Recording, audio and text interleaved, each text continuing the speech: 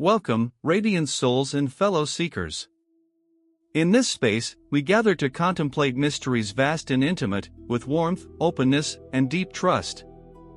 Today, we unravel the ancient and living theme of the Pleroma and the kenoma, two worlds within a single human heart. If you find resonance in such explorations, I invite you to subscribe or share your reflections below, for this channel is a vessel for many profound journeys into the self and beyond. Rafael, what do these words really mean? Pleroma and kenoma, why are they so important? Sirael, in the deepest language of the Gnostics and seekers, Pleroma means the boundless fullness, the source of all light, truth, and being. It is the undivided, original wholeness from which all arises. Kenoma, in contrast, is the emptiness, the space of lacking or forgetting, the perceived absence and hunger within. They matter not as mere words or concepts, but because they are living states inside each of us, reflecting the double nature of human experience, one part always whole yet another part believing itself to be estranged, empty, in need. Understanding these two is the key to self-knowledge and the healing of the division within. Sometimes I only feel emptiness. Does everyone have the pleroma, too, even if they can't sense it? Yes. The pleroma is not something you must earn or forge through labor. It is the subtle foundation of your being, even if it feels hidden. When you sense only emptiness, this is kenoma, the echo of forgetting, the shadowed valley. But beneath every breath, beyond the mind's noise, the wholeness of the pleroma pulses quietly. All beings bear this lamp within, waiting to be remembered, regardless of passing moods or wounds. Why do we forget this fullness? Why does kenoma feel so strong? Sirael, this is the wound and the wonder of incarnation. To be human is to enter into limitation, restriction, and the illusion of separation, for the soul to taste its own forgetting. Kenoma feels so strong because we are raised in a world that prizes struggle, competition, and the myth of scarcity. We learn to measure ourselves by what we lack, not by who we essentially are. Yet, forgetting awakens longing, and longing calls us home, reminding us to seek the fullness behind the veil. Is the kenoma evil? Should I fight or reject it? The kenoma is not evil. It is a field of experience, a crucible for growth. Without the ache of emptiness, we might never hunger for meaning, never seek our roots. Instead of waging war, approach kenoma as a teacher. Its emptiness is the womb where self may be reborn, its shadows reveal how fiercely you long for light. Embrace the emptiness with tenderness, knowing that it points back toward the fullness it recalls. How do I recognize the pleroma in daily life? It feels so distant. The pleroma is recognized not by dramatic visions, but by subtle fragrance, moments of quiet joy, awe before beauty, sudden feelings of rightness or peace. In simple presence, when you lose yourself in music, in nature, in love, the veil thins, and the fullness glimmers through. The pleroma whispers in your intuition, your compassion, your unbidden delight. Notice these small openings. Over time, your sensitivity grows, and the distant fullness becomes the ever-near companion. I often try to fill my emptiness with distractions or people. Is this natural? Or does it take me further from wholeness? It is utterly human to seek to numb or fill the ache. Distraction gives momentary relief from kenoma but cannot grant true fullness. Every external balm is a shadow of the inner pleroma. These efforts are not sins, but signals, reminders of a deeper hunger for your own soul. The key is not to shame yourself, but to see what your behaviors are really pointing toward, a truer connection to your own heart. In time, as you touch the pleroma within, the need for distraction naturally dissolves. Can the pleroma and kenoma exist at the same time? Or do I have to choose one over the other? Both worlds exist simultaneously, braided through the weave of your experience. You dwell in the tension between fullness and emptiness. It is the paradox that makes you richly human. The path is not to choose one side absolutely, but to hold both with awareness. When you fully face your emptiness, it can become a doorway to wholeness. And when you deeply taste the fullness, you develop compassion for all who linger in the dark. This is the alchemy, to walk as a bridge and not a prisoner. Why is the fullness hidden so well? It feels unfair. I hear your ache, Sirael. But imagine the fullness were always obvious, like the air you breathe. Would you ever deeply appreciate its presence? The veiling of Pleroma is the drama of existence. It compels the soul to seek, to awaken, to cherish the living unity behind the mask of absence. The mythic journey is not fair or unfair, it is rich with meaning, precisely because we must find the pearl in the field after much seeking. The hiddenness gives rise to discovery, gratitude, transformation. Is this struggle specific to spiritual people? Or does everyone go through it? This is the universal human inheritance. Even those who never speak of spirit feel the restless hunger of kenoma, the yearning for something indefinable, the brush of joy that cannot be explained. The language may differ, some call it creativity, some love, some despair, some transcendence, but the interplay of fullness and emptiness is the drama of every human heart. How do trauma and deep wounds relate to kenoma? Is healing possible? Wounds carve the valleys of kenoma, trauma deepens the sense of brokenness and exile. Yet paradoxically, these very wounds become portals. When met with compassion, gentleness, and honest presence, trauma may dissolve its hard outer shell, revealing a hidden current of pleroma within. Healing is not the erasing of wounds, but the illumination and integration of what hurts.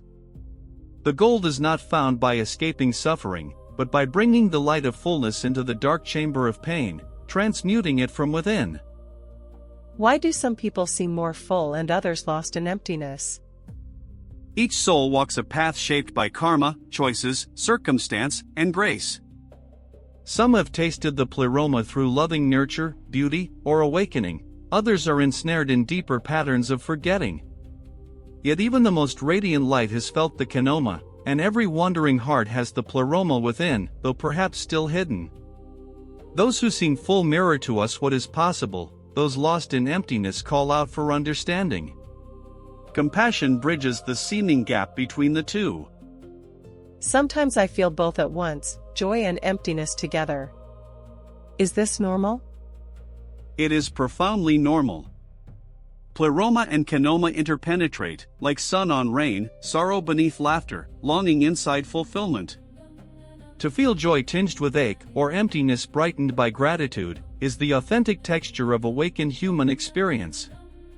Such moments are precious, they mean you are living awake to the fullness of your paradoxical nature. Let both currents flow through you, and see how rich a song they weave.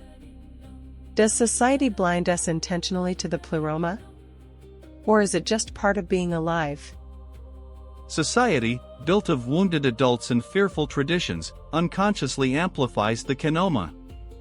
Systems profit from perpetuating lack, advertising, competition, endless striving, but this is less conspiracy than the inertia of collective forgetting.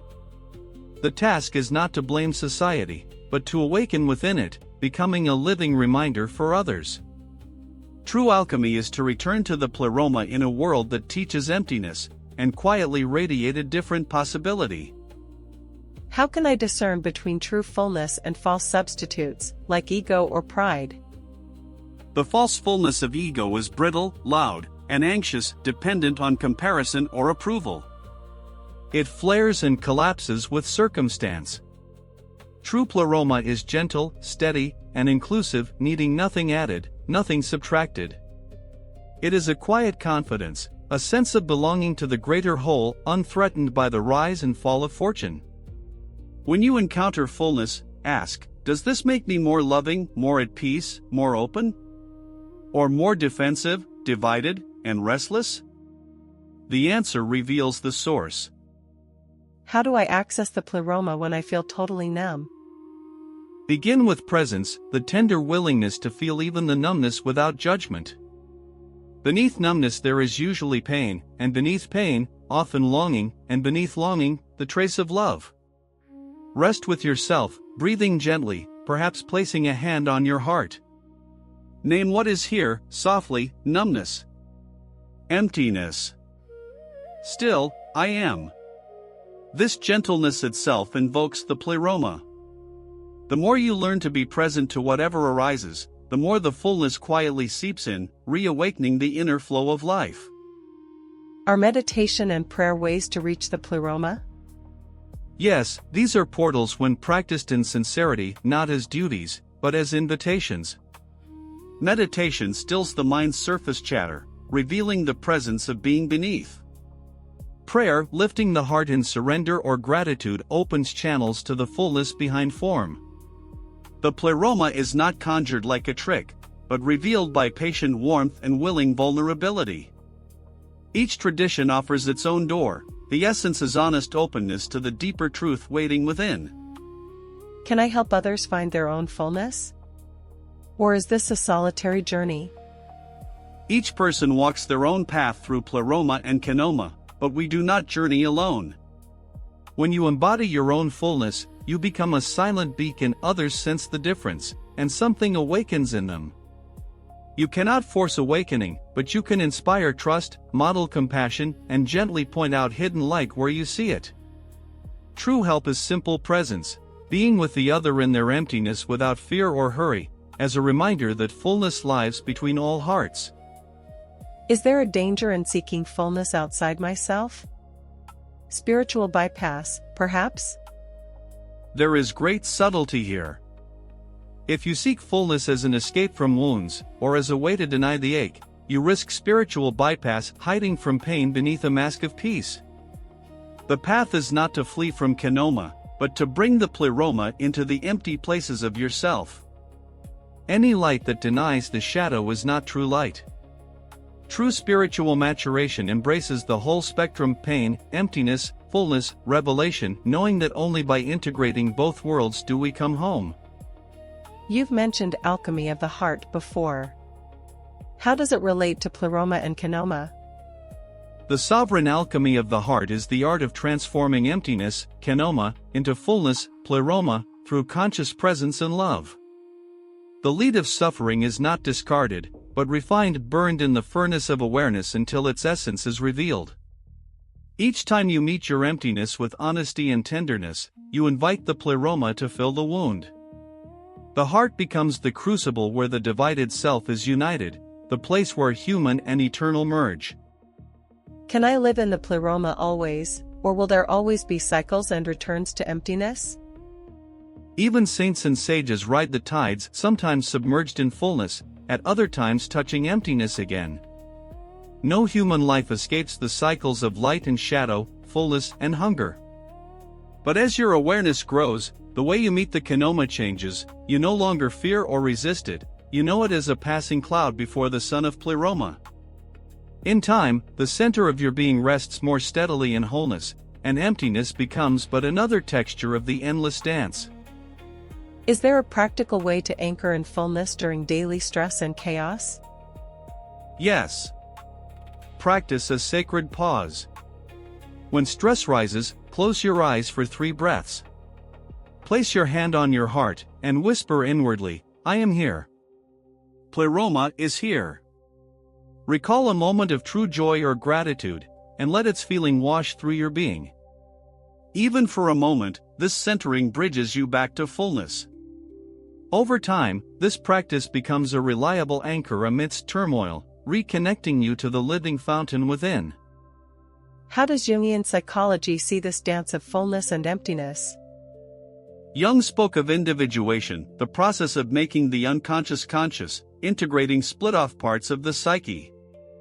The Pleroma represents the self, the source, the undivided wholeness at your core. Kenoma appears as the wounded complexes, the shadows, the hungry ghosts within. The journey is to welcome all exiled parts home, so they are touched by the fullness and reintegrated. Thus, what you reject becomes a messenger. Healing arises when wholeness is remembered in the midst of division. Does the earth itself mirror Pleroma and kenoma? The earth, too, lives these dualities. There are landscapes of plenty and barren deserts, moments of radiant beauty and seasons of apparent lack. Humanity's relationship with the earth reflects the longing for fullness, the destruction wrought by unhealed emptiness. Yet the living planet is always beckoning us to recall wholeness, to harmonize with her cycles, to remember that every desert bears the seed of future bloom. As within, so without. If I lose faith in the fullness, what should I do? Gently, remember that losing faith is simply another form of longing for truth. Even doubt is a thread tying you to the fullness. It means you still care, you still hope. Speak your doubts aloud, with compassion. Seek beauty, poetry, kind people, and memories of aliveness, even if only the smallest spark remains. The fullness never abandons you, it patiently waits. Sometimes, simply staying open to the possibility, however faint, is enough to begin the return. Do love and connection with others help me experience the Pleroma? Yes, love is perhaps the purest glimpse of Pleroma in form. When you open to another, when you touch or trust or are moved by compassion, the walls of kenoma thin and the glory of wholeness shines through. Even brief moments of genuine meeting offer a window into our shared source. Connection kindles recollection. I am not alone. There is a fullness shared between us, greater than my own. Love, in its honest form, is both path and proof of Pleroma alive. Is there anything I can do, right now, to move toward fullness, even in the smallest way? Yes, beloved seeker. In this very moment, breathe and close your eyes.